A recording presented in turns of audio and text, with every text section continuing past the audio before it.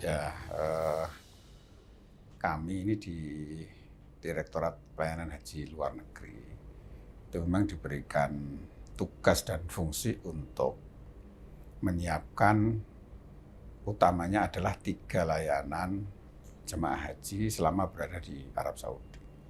Nah, 3 layanan itu adalah layanan akomodasi, layanan konsumsi, dan juga layanan transportasi selama jemaah berada di Arab Saudi. Nah, di dalam proses penyediaan layanan ini sesuai dengan PMA 9 2016 tentang pengadaan barang dan jasa penyelenggaraan ibadah haji di Arab Saudi. Maka untuk melakukan penyediaan itu dilaksanakan oleh tim yang independen. Jadi masing-masing tim akomodasi, tim konsumsi, dan juga tim transportasi itu secara mandiri, secara independen melakukan seluruh proses tahapan penyediaan. Nah, proses tersebut itu meliputi pengumuman, kemudian pendaftaran, kemudian verifikasi dokumen, kemudian verifikasi teknis, kemudian nanti penilaian, kemudian ada tahapan negosiasi, dan kemudian tim mengusulkan calon-calon penyedia layanan, baik layanan akomodasi, layanan konsumsi, maupun juga layanan transportasi kepada PPK, Kantor Urusan Haji Indonesia di Jeddah. Lalu kemudian PPK itu menindaklanjuti usulan tersebut dengan melakukan kontrak dengan calon penyedia layanan akomodasi, konsumsi, dan juga transportasi. Nah, untuk diketahui juga, di dalam proses penyediaan layanan tersebut, tim ini juga didampingi oleh tim Inspektorat Jenderal. Jadi dari sisi proses penyediaannya, proses pengawasannya dilaksanakan secara terbuka. Dan ini bisa dicek setiap tahapan-tahapan ini juga dilakukan pemeriksaan dan juga pengawasan selain inspektorat, juga pengawas eksternal oleh BPK. Nah, jadi kalaupun ada penyelewengan, maka pasti akan ditemukan dengan mudah oleh tim-tim pengawas tersebut. Dan tim sebelum mereka melaksanakan tugas, semuanya satu-satu itu telah menandatangani fakta integritas. Artinya kami, Direktorat Pelayanan Haji Luar Negeri, itu tidak ada alasan untuk tidak mempercayai tim tersebut. Jadi tim yang sudah dibentuk, sudah menandatangani fakta integritas, dikawal dan juga diawasi didampingi oleh tim inspektorat, lalu kemudian diperiksa oleh BPK dan lembaga-lembaga pengawas lainnya, itu insya Allah semuanya akan melaksanakan tugas dengan sebaik-baiknya sesuai dengan regulasi dan ketentuan yang berlaku baik di tanah air maupun di Arab Saudi.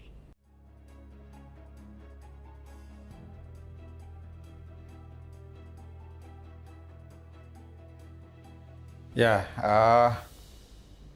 akomodasi yang harus kami siapkan di Arab Saudi itu di Kota Mekah dan juga di Kota Madinah. Nah, untuk di Kota Mekah ini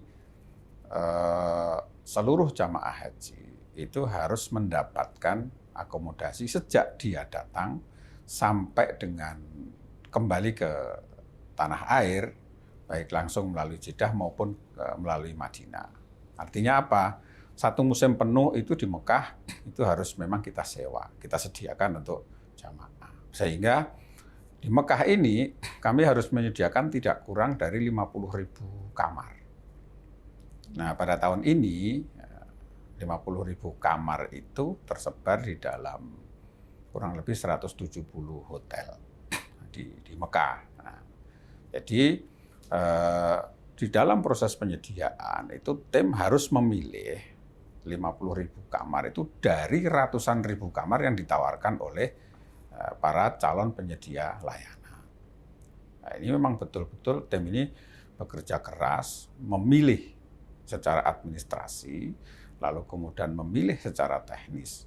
Jadi secara administrasi seleksi yang masuk kategori memenuhi syarat administrasi, itu lalu kemudian masih harus diseleksi secara teknis. Apakah dia sesuai dengan wilayah yang kita tentukan, sesuai dengan jarak yang kita tentukan, sesuai dengan kualitas-kualitas lain yang telah ditentukan di dalam pedoman penyediaan. Nah, hasil pilihan-pilihan tersebut lalu kemudian diusulkan oleh tim untuk dikontrak oleh PPK. Nah, lalu kemudian di Madinah ini memang karakteristiknya berbeda karena jamaah tidak lama tinggal di Madinah. Sehingga di Madinah ini jamaah hanya beberapa hari untuk tahun 2024 kemarin ini itu ditetapkan 9 hari. Maka setelah 9 hari jamaah meninggalkan Madinah dan akan masuk jamaah yang lain. Nah, sehingga jumlah yang kita sewa itu memang tidak sebanyak yang di Mekah. Selain juga memang ketersediaan akomodasi di Madinah itu memang sangat terbatas. Apalagi Arab Saudi di tahun-tahun ini melakukan perluasan yang luar biasa. Pembongkaran di area non-markaziyah itu hampir separuh dari wilayah Madinah itu dibongkar.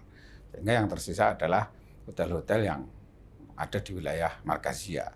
Nah, jemaah-jemaah dari negara lain yang biasanya menempati wilayah non-markaziyah itu pada tahun ini semuanya berada di markaziyah.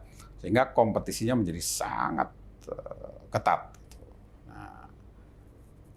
Problem yang kita hadapi di Madinah ini selain keterbatasan jumlah akomodasi, juga rigidnya jadwal penempatan. Nah, tahun ini kita dapati bahwa ada beberapa penerbangan yang mengalami keterlambatan ya, atau delay atau bahkan penggantian jadwal. Nah, ini sangat mempengaruhi dari seluruh proses penempatan jamaah. Karena apa?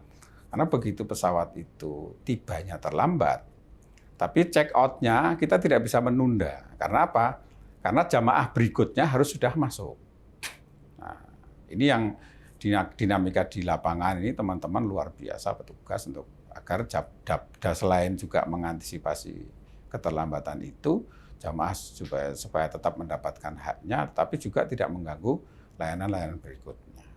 Nah, ini dinamika di Madinah. Jadi secara umum bahwa layanan akomodasi itu diberikan di Mekah dan juga di Madinah selama jamaah melaksanakan ibadah haji. Nah, lalu kemudian berikutnya terkait dengan layanan konsumsi. Nah, konsumsi ini lebih rumit dari akomodasi. Di mana rumitnya? Akomodasi ini dari sisi jumlah ya, konsumsi dengan yang telah disepakati bahwa jamaah itu mendapatkan layanan konsumsi sehari 3 kali selama berada di Arab Saudi, itu setiap jamaah itu mendapatkan kurang lebih 127 kali makan ya. Jadi kalau ditotal dengan jumlah jamaah yang 213.320, itu totalnya lebih dari 27 juta paket konsumsi selama berada di Arab Saudi. Nah,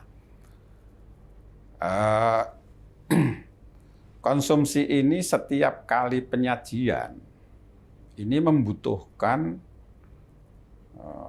pengawalan yang luar biasa ketatnya. Karena apa? Titik-titik kritis di dalam layanan konsumsi ini, pertama tentu dari sisi distribusi. Untuk mendistribusikan konsumsi untuk jamaah haji sebanyak 213.320, maka tentu harus dipertimbangkan waktu yang cukup sebelum jamaah menerima konsumsi tepat pada waktu yang telah ditentukan. Contoh umpamanya sarapan pagi. Sarapan pagi itu jadwalnya distribusi itu jam 6 sampai jam 8 lah gitu ya. Nah, untuk makanan itu bisa tiba atau diterima jamaah jam 6 dalam jumlah yang sangat besar itu, maka tim kami itu harus memastikan bahwa 5 jam sebelum konsumsi dibagikan, itu tim kami harus memastikan dapur itu sudah mulai produksi. Jadi kalau jam 6 didistribusikan itu mundur 5 jam, itu berarti jam 1. Jam 1 malam, tim pengawas catering kami itu sudah keliling ke dapur-dapur untuk memastikan bahwa setiap dapur itu sudah mulai melakukan proses masak. Nah, rentang waktu 5 jam ini tentu rentang waktu yang kritis untuk makanan, apalagi musimnya cukup panas, bahkan mungkin sangat panas. Jadi rawan basi lah kira-kira. Nah, untuk memastikan bahwa konsumsi itu diterima oleh jamaah dalam kondisi yang fresh, yang baik, yang masih layak dimakan, tentu proses-proses produksi itu, SOP itu harus dipenuhi. Sehingga waktu yang ditentukan itu juga harus disiapkan secara baik. Kalau kita dapati bahwa ada dapur yang terlambat mempersiapkan, maka ada 2 potensi yang sudah pasti akan kita hadapi. Yang pertama adalah potensi keterlambatan distribusi. Karena begitu dia terlambat memulai, maka dia akan terlambat mendistribusikan. Nah, potensi yang kedua itu adalah basi. Kenapa basi? Karena spare waktu yang tersedia sudah berkurang tadi itu, maka si dapur untuk ngejar waktu distribusi, dia memaksakan makanan yang seharusnya belum saatnya dibungkus, dikemas secara rapat, itu masih panas dikemas. Nah, kondisi makanan yang masih panas dikemas ini berpotensi mempercepat proses basi. Nah, dalam proses ini pengawasan petugas kami yang luar biasa untuk menjaga itu. Sehingga ketika kemudian di dalam proses itu didapati ada makanan-makanan yang tidak layak, maka sebelum itu sampai ke jamaah sudah bisa diantisipasi dan kemudian segera mendapatkan gantinya. Nah, ini titik kritis yang pertama. Titik kritis yang kedua adalah soal selera, ya, cita rasa. Bahwa menu yang kita siapkan itu disusun oleh para ahli, ya, ahli gizi, ahli kesehatan dari lembaga-lembaga yang kredibel, ya.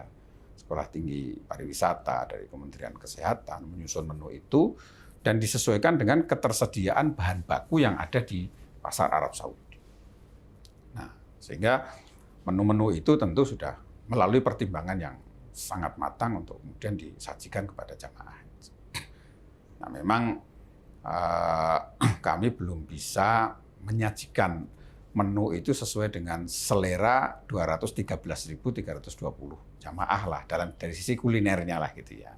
Tetapi kami harus memastikan bahwa seluruh menu yang disajikan itu sudah memenuhi kebutuhan nutrisi, kebutuhan gizi untuk setiap jamaah, ya, untuk setiap kali makannya. Jadi itulah yang menjadi concern kami bahwa setiap konsumsi yang disajikan itu telah memenuhi kebutuhan nutrisi bagi setiap jamaah. Jadi tentu kami mohon maaf kalau dari sisi cita rasa itu belum bisa memenuhi 213.320 lidah itu secara kuliner. Tapi secara kebutuhan nutrisi insya Allah semuanya sudah terpenuhi. Nah, ketika situasi Kota Madinah maupun Kota Mekah itu dalam situasi yang sangat padat atau masa puncak, ini juga menjadi titik kritis tersendiri, gitu ya, di mana pihak keamanan, pihak kepolisian dengan pertimbangan-pertimbangan lalu lintas, pertimbangan keselamatan jamaah yang sangat banyak, melakukan rekayasa lalu lintas, yang ini juga sangat mempengaruhi proses distribusi makanan, ya, dari dapur menuju ke hotel. Nah, ini kami harus mengerahkan petugas-petugas kami di lapangan untuk juga mengantisipasi situasi itu. Dan alhamdulillah sampai pada akhirnya seluruh jamaah bisa mendapatkan layanan konsumsi tepat pada waktunya. Nah, yang disebut tepat pada waktunya itu tentu sesuai dengan rentang waktu yang telah ditetapkan dan telah tertulis di setiap box yang disajikan. Kalau sarapan pagi itu jam 6 sampai jam 8, itu jam 7 itu meskipun sudah terlambat 1 jam dari jam 6, masih tetap pada waktunya. Memang ketika jamaah kemudian jam 6 sudah lapar, kemudian dia datangnya itu karena harus keliling setengah 7, setengah jam ini kan juga cukup lama. Gitu. Tetapi itu masih dalam rentang waktu. Gitu. Nah kalau jam 9 itu disebut terlambat. Tapi ketika jam 6 sampai jam 8, ya itu masih pada waktunya, masih tepat waktu. Gitu ya. Nah itulah fungsi dari tulisan yang secara besar dituliskan di dalam setiap box. Itu untuk memberikan informasi kepada para jamaah bahwa makan pagi itu jam sekian sampai jam sekian, makan siang jam sekian sampai jam sekian, makan malam jam sekian dan jam sekian. Nah, titik kritis berikutnya bahwa memang waktu makan itu, baik makan pagi, makan siang maupun makan malam, itu adalah waktu-waktu aktivitas jamaah beribadah. Tradisi jamaah itu. Jadi kalau sarapan pagi itu biasanya jamaah itu berangkat di waktu-waktu tahajud. Mulai jam 2 itu jamaah sudah mulai bergelombang untuk datang ke Masjidil Haram. Mereka bisa sampai ke Masjidil Haram lebih pagi, bisa melaksanakan sholat tahajud sambil menunggu sholat subuh. Lalu kemudian sholat subuh, mereka bisa memanfaatkan untuk beribadah lainnya, untuk tadarus, untuk iktikaf, sambil menunggu terbit matahari, lalu kemudian mereka sekalian sholat duha. Nah, selesai sholat duha, mereka baru kembali ke hotel masing-masing, dan itu sudah jam 8, bahkan ada yang jam 9. Padahal konsumsi itu dibagikan jam 6 sampai jam 8. Itu pagi, siang juga demikian. Nah, tapi kalau siang ini memang jamaah banyak yang mengurangi aktivitasnya ya, mereka lebih banyak di hotel karena memang suasana sangat panas. Tapi sebagian yang lain jamaah ini juga berangkat di waktu duha, pulang ba'da duhur. Itu. Nah, duhur ini sudah lewat jam 12, kemudian selesai sholat itu sudah lewat jam 1. Maka kalau jam 1 jamaah baru keluar dari masjid, jalan menuju terminal, antri di terminal sampai ke hotel 30 menit kemudian sudah setengah 2 atau bahkan jam 2. Tentu itu sudah lewat waktu makan siang. Padahal makan siang dibagikan jam 11 sampai jam 1. Nah, ini kondisi aktivitas. Malam ini jamaah hampir mayoritas melakukan aktivitas ibadah itu di malam hari. Tradisinya jamaah itu berangkat sebelum atau sesudah asar dan kembali ke hotel itu ba'da isya. Nah, isya di Mekah maupun di Madinah itu selesai sholat itu sudah hampir jam setengah 10 malam. Nah, ketika kembali itu sudah jam 10. Tentu kalau distribusi makanan konsumsi malam hari itu jam 5 sampai jam 7, jam 10 tentu sudah jauh dari waktu yang telah ditentukan. Nah, ini memang yang kami lakukan adalah melakukan sosialisasi sebesar-besarnya kepada jamaah. Baik di manasik-manasik resmi maupun melalui informasi-informasi yang ada, langsung maupun tidak langsung terkait dengan waktu penyajian makanan ini. Supaya jamaah bisa menyesuaikan sendiri situasi yang ada, disesuaikan dengan kebutuhan aktivitas dia untuk beribadah di Masjidil Haram, baik maupun di Masjid Nabawi. Nah, ini konsumsi ya. Lalu kemudian yang ketiga itu transportasi. Nah, transportasi ini ada ada 3 jenis transportasi ya.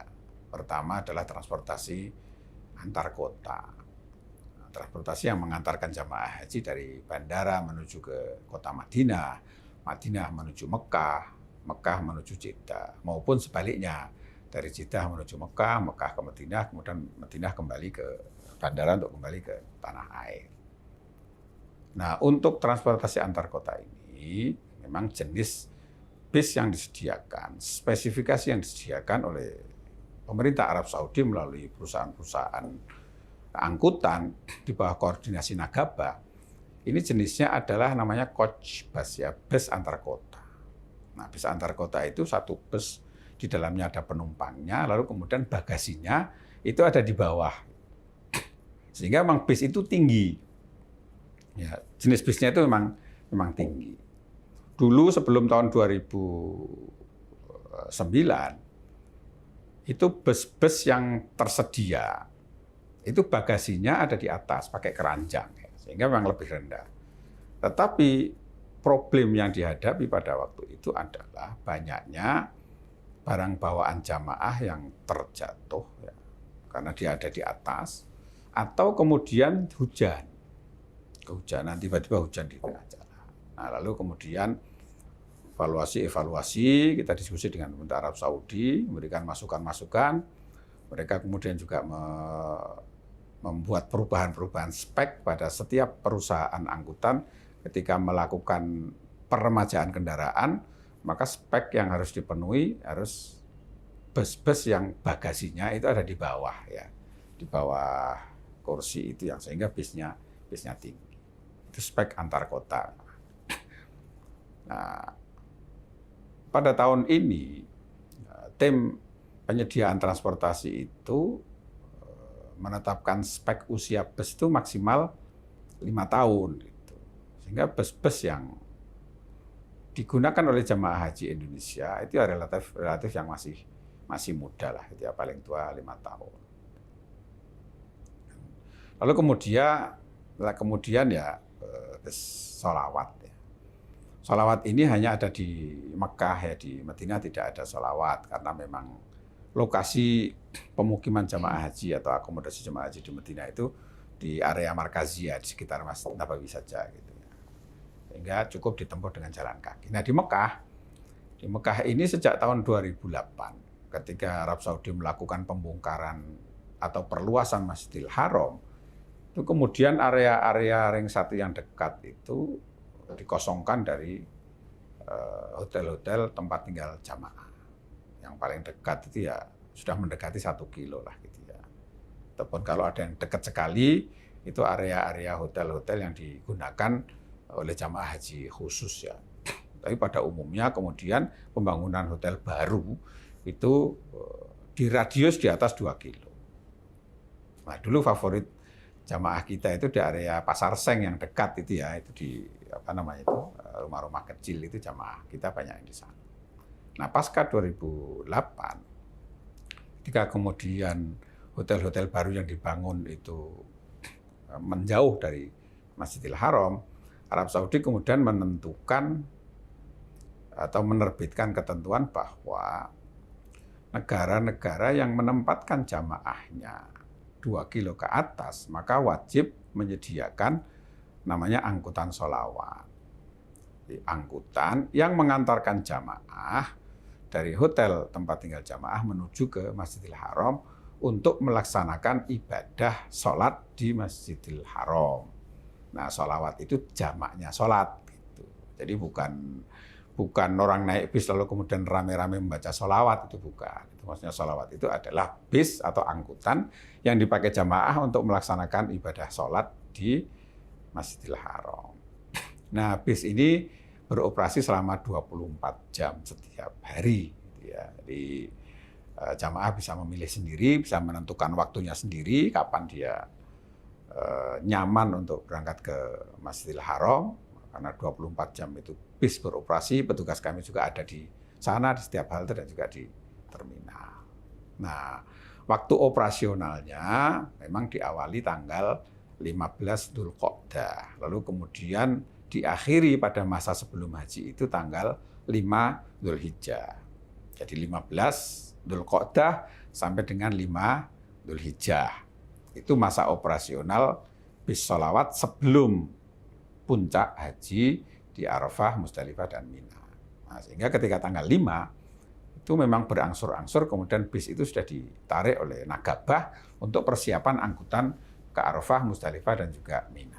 Nah, lalu kemudian kembali beroperasi kembali setelah haji itu mulai tanggal 14 Dzulhijjah sampai dengan habisnya jamaah kita yang berada di Mekah itu.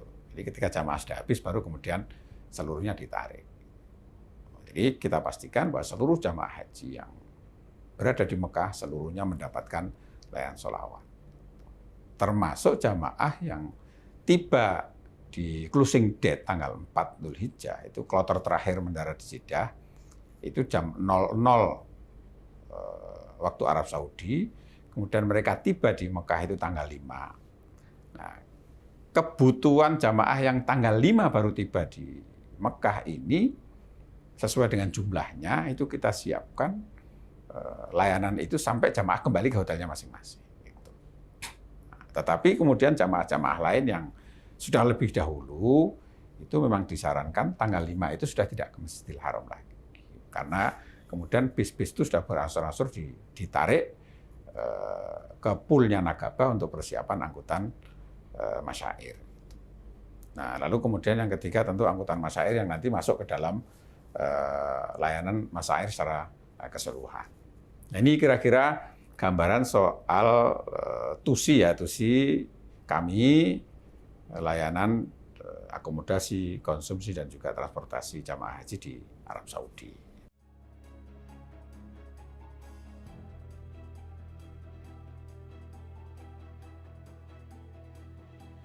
Ya, Arab Saudi itu sebelum tahun 2022 itu untuk mitra layanan setiap negara pengirim jamaah itu sifatnya adalah mandatori. Bentuknya adalah mitra layanan itu muasasah atau yayasan ya, nirlaba. Nah, mandatorinya bagaimana? Untuk negara-negara ASEAN, ya, Asia Tenggara, itu sudah ditentukan dengan muasasah Asia Tenggara. Negara-negara Asia Selatan itu sudah dengan muasasah Asia Selatan. Arab dengan muasasah Arab, Afrika dengan Afrika, dan seterusnya. Ada 6 muasasah. Nah, pada masa pandemi, itu Arab Saudi menerbitkan keputusan raja transformasi dari muasasah itu ke syarikah. Pada saat tahun 2022 pelaksanaan ibadah haji tahun pertama pasca pandemi, itu status itu sudah menggunakan syarikah, tetapi masih skemanya muasasah. Nah, lalu kemudian di 2023 itu sudah menggunakan syarikah. Nah, karena di tahun 2023 itu jumlah syarikah masih sama dengan muasasah yang sebelumnya yang hanya 6, nah, maka otomatis kemudian syarikah Janub Syarqi Asia atau Asia Tenggara ini yang menjadi pilihan Indonesia untuk menjadi mitra layanan. Nah, lalu kemudian pada saat 2024 ini, karena kemudian syarikah sudah cukup banyak, syarikah baru yang terbentuk di Arab Saudi dan mendapatkan izin operasi itu sudah cukup banyak, lebih dari 10, maka kemudian Indonesia membentuk tim pemilihan syarikah penyedia layanan. Nah, tim ini independen, ya, tim ini independen, bekerja sesuai dengan pedoman yang telah ditentukan, kemudian timnya juga dibentuk dengan SK Dirjen. Nah, mereka melaksanakan tugas proses ini dengan tahapan-tahapan sebagaimana lazimnya proses penyediaan, mulai dari pengumuman, kemudian verifikasi pendaftaran, verifikasi dokumen, kemudian ada presentasi, lalu kemudian ada penilaian, ada negosiasi, dan juga ada usulan penetapan. Nah, lalu kemudian terpilihlah syarikah Masyarik ini sebagai penyedia layanan mitra layanan Indonesia pada tahun 2024 atau 1445 Hijriah.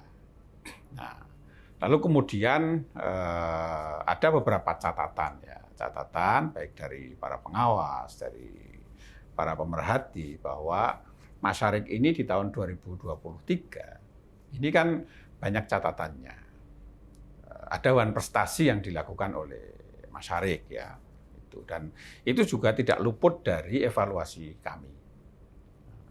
Nah, tetapi kemudian setelah kita ajukan evaluasi itu, kita sodorkan ke Kementerian Haji, lalu kemudian mereka juga melakukan evaluasi, bahkan membentuk tim khusus untuk melakukan evaluasi menyeluruh dan investigasi menyeluruh terhadap kasus yang terjadi di tahun 2023, utamanya adalah di Masyair Al-Muqaddasah di Arafah, Musdalifah, dan juga Mina, keterlambatan jemaah haji dari Musdalifah ke Mina, itu ternyata seluruh syarikah yang ada, tidak hanya syarikah masyarik, tapi syarikah-syarikah yang lain, itu mengalami hal yang sama. Nah, di dalam penilaian Kementerian Haji Arab Saudi dari sekian banyak syarikah yang melayani dan kemudian mengalami masalah yang juga dialami oleh syarikah-syarikah yang lain itu, dalam penilaian Kementerian Haji itu ternyata masyarik itu mendapatkan penghargaan namanya Labbaitum. Penghargaan yang diterbitkan oleh Kementerian Haji bahwa syarikah masyarik ini ternyata menduduki peringkat pertama prestasi yang dia berikan sebagai buah dari layanan yang dia berikan di 2023. Artinya apa? Betul bahwa di tahun 2023 masyarik itu mengalami masalah, menghadapi masalah, dan kita anggap itu sebagai one prestasi. Maka kemudian evaluasi kita berikan, catatan kita berikan sampai ke Kementerian Haji. Nah, ternyata kemudian setelah kami mendapatkan informasi yang lebih lengkap, semua syarikah di tahun 2023 itu mengalami masalah. Tapi yang lebih penting lagi adalah bahwa proses pemilihan syarikah itu sudah melalui tahapan-tahapan sebagaimana pedoman yang telah ditentukan oleh penilaian-penilaian itu, dan ternyata memang usulan dari tim yang melaksanakan pemilihan itu dari berbagai sisinya ya memang yang terbaik pada saat itu ya masyarik. Dari proses insya Allah itu juga kredibel, akuntabel, dan juga tim ini insya Allah semuanya bisa dipercaya dan bisa diperiksa secara detail mulai dari proses awal sampai dengan akhir pengusulan. Terkait dengan pemilihan syarikah pada tahun 2024, setelah Arab Saudi melakukan transformasi dari muassasah menuju ke syarikah, dan syarikah ini kemudian sifatnya adalah kompetitif, maka pemilihan syarikah ini juga harus dikompetisikan. Nah, untuk mendapatkan syarikah yang terbaik, maka kemudian dibentuklah tim tersendiri secara independen dan mandiri melakukan proses-proses dan tahapan-tahapan sesuai dengan ketentuan yang telah ditetapkan. Nah, syarikah yang terpilih itu sudah melalui tahapan-tahapan yang bisa dicek sejak dari pengumuman, pendaftaran, verifikasi dokumen, verifikasi teknis, presentasi, penilaian, dan kemudian pengusulan calon penyedia atau calon mitra yang akan ditetapkan sebagai syarikah atau perusahaan penyedia layanan bagi jemaah haji Indonesia. Nah, terkait dengan bahwa yang terpilih adalah syarikah masyarik yang di dalam catatan dan juga berbagai hasil pengawasan berbagai pihak di tahun 2023 itu mengalami one prestasi, itu juga menjadi bagian dari catatan besar tim. Gitu. Nah, tetapi setelah kemudian dilakukan koordinasi dengan pemerintah Arab Saudi, pada tahun 2023 pemerintah Indonesia melakukan atau menyampaikan protes keras, menyampaikan evaluasi yang sangat detail terkait dengan layanan-layanan itu, dan kemudian pemerintah Arab Saudi itu membentuk tim investigasi yang secara khusus melakukan investigasi menyeluruh terhadap seluruh layanan di Masyair, tidak hanya layanan bagi jemaah haji Indonesia. Seluruh syarikah yang terlibat di dalam pelayanan jemaah haji 2023 diinvestigasi. Nah, hasil yang disampaikan, Arab Saudi ternyata memberikan penghargaan Labbaitum kepada syarikah masyarik sebagai syarikah terbaik di dalam melayani jamaah haji dengan berbagai kekurangannya. Gitu. Nah, artinya apa? Dari sisi tahapan, tim ini sudah melakukan tahapan sesuai dengan ketentuan yang telah ditetapkan. Yang kedua, bahwa Arab Saudi sendiri sudah mendeklar, mengumumkan pada publik seluruh dunia bahwa seluruh syarikah yang melayani jamaah haji dari seluruh dunia, berbagai syarikah itu sudah dievaluasi, dinilai, dan ternyata syarikah Masyarik ini menduduki peringkat pertama dan mendapatkan jaizah atau penghargaan namanya Labbaik. Itu proses pemilihan syarikah di Masyair Al-Muqaddasah.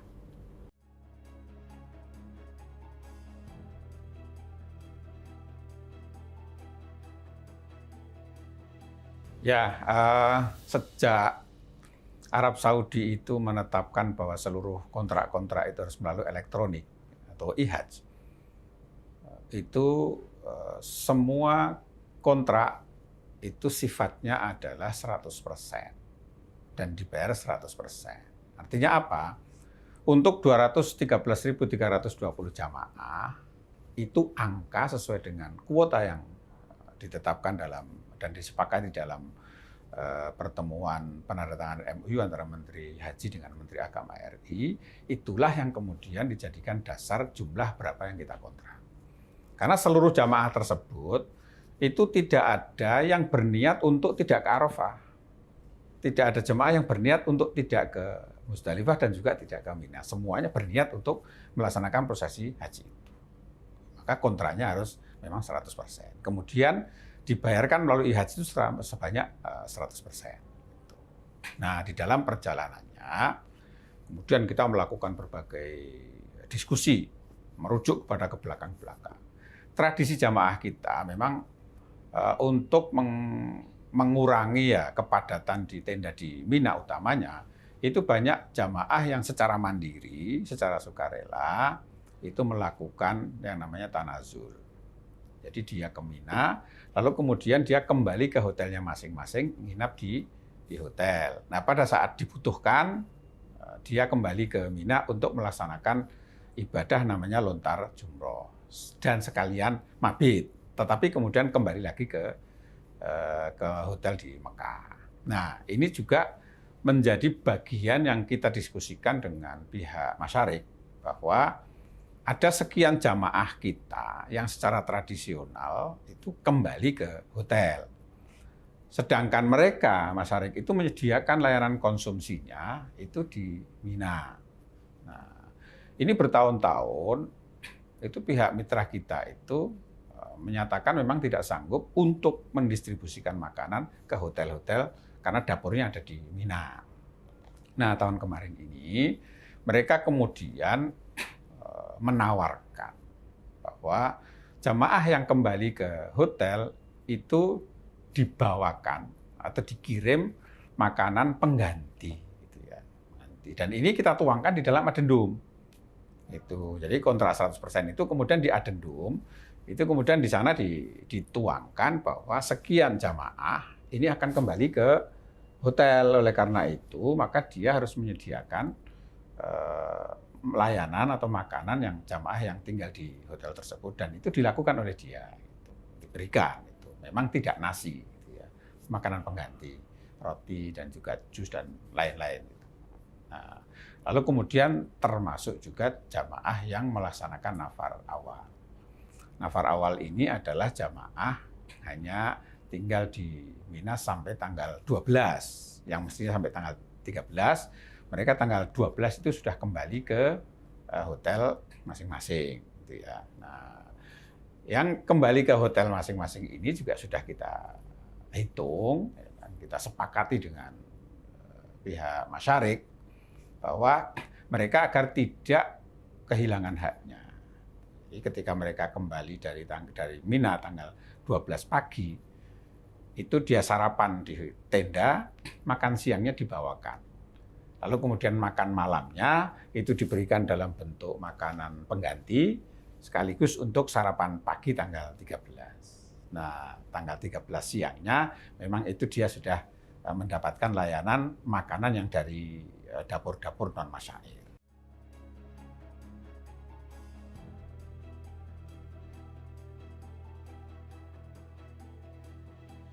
Ya, jadi untuk konsumsi seluruh jamaah itu mendapatkan haknya. Memang dia tidak menggunakan haknya untuk menginap di tenda. Itu atas pertimbangan-pertimbangan sendiri. Hanya atas pilihan jamaah untuk meninggalkan itu. Dan ini memang saat ini satu-satunya jalan untuk mengurangi kepadatan di Mina itu seperti itu. Nah, ini ke depan kita akan menyiapkan skema yang lebih rapi ya, sejak awal, dan ini sudah kita komunikasikan dengan pemerintah Arab Saudi ya, agar untuk mengurangi beban kepadatan di Mina itu kita skemakan sejak awal. Ada sebagian jamaah yang memang kita tawarkan untuk tanazul. Jadi ketika tahun ini itu nanti kita akan mulai dari saat jamaah melakukan pelunasan, itu kita sudah akan tawarkan ini. Sehingga ketika nanti sudah 100% melunasi, kita sudah punya angka berapa jamaah yang akan memilih skema tanazul, atau kita mandatorikan tanazul dengan kriteria tertentu, lalu kemudian layanannya seperti apa, ini akan kita siapkan. Karena memang problem kepadatan di Mina itu tidak bisa kita hindari. Dengan jumlah jamaah yang terus bertambah, tapi kemudian space area di masyair, utamanya di Mina secara syar'i itu tidak bertambah. Arab Saudi sudah mencoba melakukan inovasi yang luar biasa dengan memperluas Mina ke arah Musdalifah, yang sering bisa kita sebut dengan Mina Jadid ya. Tetapi sampai sekarang yang sudah puluhan tahun, jamaah yang ditempatkan di Mina Jadid itu masih was-was, masih ragu-ragu, saya ini mabit beneran apa tidak. Karena kan tempatnya adalah di Musdalifah, meskipun disebutnya adalah Mina Jadid. Gitu.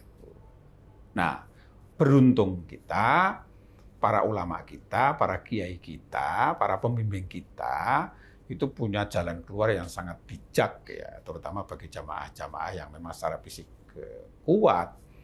Itu jamaah yang tinggal di Mina Jadid itu begitu sore menjelang terbenam matahari diajak berjalan menuju ke area Mina gitu kan. Lalu kemudian kembali lagi setelah melontar jumroh setelah lewat tengah malam. Nah, ini salah satu mensiasati mereka tetap berada di Mina karena mereka kemudian bergerak menuju ke area Mina sampai melewati tengah malam baru kembali ke tenda untuk menginap. Nah, tapi ini kan kalau jamaah kita kondisi fisiknya itu kuat ya dan bugar. Ketika kemudian itu jamaahnya sepuh-sepuh kan itu tidak bisa dipaksakan. Nah, oleh karena itu maka skema tanazul yang juga sudah menjadi rekomendasi dari banyak pihak itu tahun depan ini akan kita siapkan secara lebih detail ya, secara lebih rinci. Lalu kemudian juga kita komunikasikan dengan jamaah melalui berbagai peristiwa manasik, lalu kemudian pertemuan-pertemuan informal, lalu kemudian nanti juga kita akan lakukan mudzakarah dengan kelompok-kelompok keagamaan, dengan organisasi keagamaan, para ulama, untuk bagaimana secara syar'inya terkait dengan skema-skema tanazul ini. Nah, itu kira-kira gambaran kondisi di Masyair Al-Muqaddasah.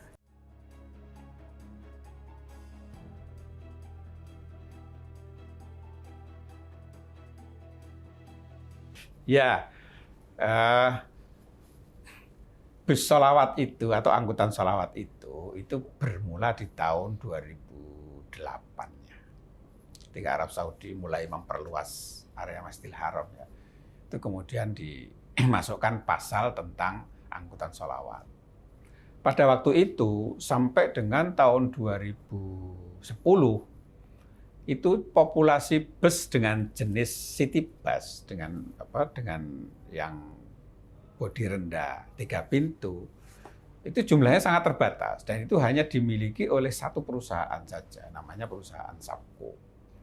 Nah, oleh perusahaan Sapco itu hanya digunakan untuk melayani rute Jamarat Mahbasjin Bab Ali. Di luar rute itu orang kalau mau nyewa itu adanya adalah bis-bis antar kota yang tinggi-tinggi. Nah, Lalu kemudian 2011-2012 pemerintah Indonesia menetapkan jarak terjauhnya itu 2,5 km, tapi tanpa angkutan. Itu kan. Kalau Arab Saudi menetapkan 2 kilo, nah itu kita karena juga supaya tetap dapat hotel, kalau hanya 2 kilo itu kan hotelnya terbatas. 2,5 km, nah, tapi tidak ada layanan sholawat. Karena setengah kilo ini kan rumit juga gitu kan. Nah, sehingga 2011-2012 itu tidak ada angkutan sholawat kita. Nah, 2013 itu populasi jenis city bus ya, city bus, bis yang untuk angkutan sholawat itu, angkutan massal, itu sudah cukup banyak. Dan beberapa perusahaan itu memiliki spesifikasi bis tersebut. Ya. Nah, sehingga kemudian mulai 2013 itu kita sudah mulai menyiapkan skema layanan sholawat secara lebih detail dengan melibatkan personil-personil dari Kementerian Perhubungan dan juga teman-teman dari Sekolah Tinggi Angkutan Darat untuk menghitung dan juga menyiapkan skema-skema layanan itu. Nah, city bus itu spesifikasinya adalah bus memang untuk ramah lansia. Karena apa? Dia itu bodinya rendah, pintunya 3. Tuh ya. Nah, di 2 tahun terakhir ini itu ada beberapa perusahaan yang selain city bus yang biasa dipakai, itu juga dia menambah city bus yang VIP.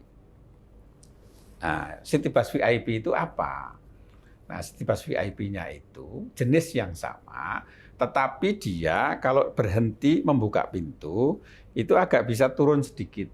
Lalu kemudian di pintunya itu ada tangga lipat yang bisa untuk naik turun kursi roda. Nah, populasi bis seperti itu, seluruh Arab Saudi yang digunakan di Mekah, itu hanya ada 25 unit. Nah, 25 unit itu tersebar dalam beberapa syarikah. Nah, syarikah yang kita kontrak untuk layanan sholawat, itu semuanya kita pakai yang jumlahnya 20. Yang 5 itu punya syarikah lain yang tidak kita kontrak. Artinya apa? Semua bus yang bentuknya VIP untuk layanan lansia, itu 100% sudah kita sewa. Adanya memang hanya 20 gitu. Nah, bedanya apa dengan city bus yang lain? Ini kursinya lebih sedikit. Nah, lalu kemudian di ruang-ruang itu, jamaah yang bawa kursi roda itu bisa langsung parkir di bis itu. Gitu. Kalau yang bis sholawat yang lain, yang city bus yang lain itu kan kalau bawa kursi roda dilipat. Gitu ya. Tetap bodinya rendah juga. Gitu. Cuman memang jumlah penumpangnya lebih banyak. Nah, ini jadi kondisi real yang ada di Arab Saudi itu seperti itu. Nah, lalu kemudian kita coba diskusikan dengan para syarikah yang kita kontrak, kenapa jumlah bus jenis ini kok jumlahnya sangat terbatas. Nah, mereka dari sisi mereka ya, sisi bisnis mereka, bahwa jenis bis yang city bus yang spesifikasi VIP tadi itu harganya 3 kali lipat dari yang biasa. Sedangkan pengguna bis itu sedikit sekali gitu. Jadi dari sisi mereka, kenapa mereka tidak menyediakan dalam jumlah besar ya itu pertimbangannya. Gitu. Bahwa memang secara ketentuan internasional ya persentase dari bis itu sudah cukup memang. Gitu. Ya karena memang kemudian jamaah kita yang datang sangat besar, gitu ya. Segitu memang menjadi tidak cukup. Tapi untuk ukuran sehari-hari kita bisa lihat kalau di angkutan umum ya, angkutan umum kita di Transjakarta. Transjakarta itu satu bis yang dikhususkan untuk lansia, untuk disabilitas itu kan hanya berapa seat saja dari itu kan. Nah itu kalau dihitung dari persentase itu sudah cukup. Tapi tentu ini bukan menjadi alasan kami untuk tidak melakukan berbagai upaya untuk perbaikan lebih lanjut ya. Tentu kita mendorong juga bahwa kita sudah menyajikan komposisi calon jamaah kita setiap tahun, ya kan, tahun ini dan tahun depan itu kira-kira jamaah kita dengan usia sekian itu akan sekian gitu. Sehingga sudah pasti tahun depan kalau kita kontrak dengan syarikah-syarikah itu, mereka akan melayani jamaah yang lebih itu. Nah, itu sebagai dorongan kita supaya mereka juga menambah komposisi jumlah jenis bus yang seperti itu. Karena toh pengguna itu tidak hanya lansia juga. Yang non lansia pun banyak juga yang naik itu gitu. Bahkan kadang-kadang yang non lansia ini yang sehat-sehat lebih dulu naik, sehingga kita harus ya meminta dia untuk pengertiannya supaya jamaah yang ini didahulukan. Nah, jadi bukan kami tidak menyediakan bis jenis yang seperti itu. Seluruh bis yang tersedia di Arab Saudi yang dimiliki syarikah Arab Saudi yang kita kontrak, seluruhnya 100% sudah kita gunakan.